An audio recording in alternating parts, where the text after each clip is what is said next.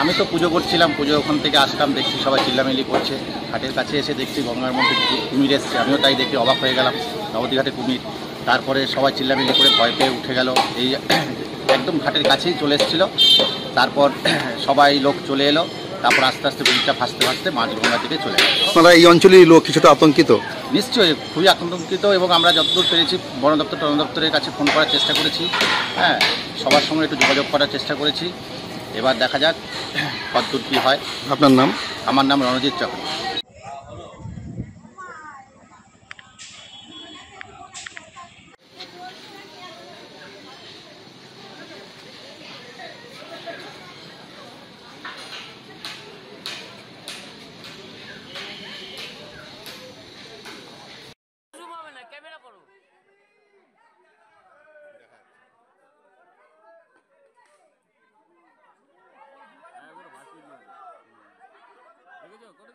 হ্যাঁ হ্যাঁ, এই যে দেখা যাচ্ছে, এই যে দেখা যাচ্ছে। হ্যাঁ, জুম করো, জুম করলে তো বেরিয়ে এগিয়ে আসবে।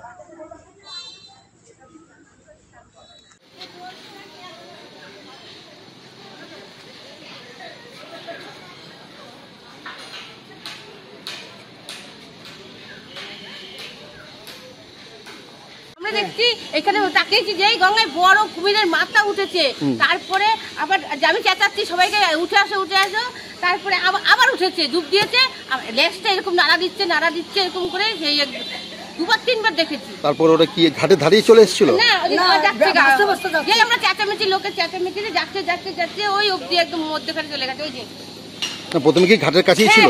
এইখানটা একদম এইখানটা লোক যেখানে স্নান করছে কাছাকাছি একদম, ওই ওদের থেকে ওই চোখে ফেনাগুলো যাচ্ছে গঙ্গায়, ওই যে ওইখানটা। আপনার নাম? আমার নাম পদ্মা সাহা।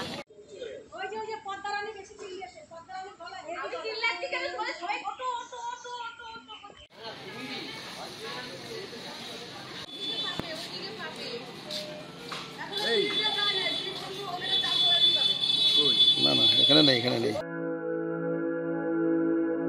আপনি কি জটিল কিছু সমস্যায় ভুগছেন, সমাধান পেতে চান? যোগাযোগ করুন প্রখ্যাত জ্যোতিষ ও তান্ত্রিক মনসারাম ভট্টাচার্যের কন্যা মনসা কন্যার সাথে। প্রখ্যাত জ্যোতিষ ও তান্ত্রিক মনসা কন্যা হাওড়া জানবাড়ি ও হাতিবাগানের নিজস্ব মন্দিরেও বসেন। যোগাযোগ 9830106967 আর 9239655323।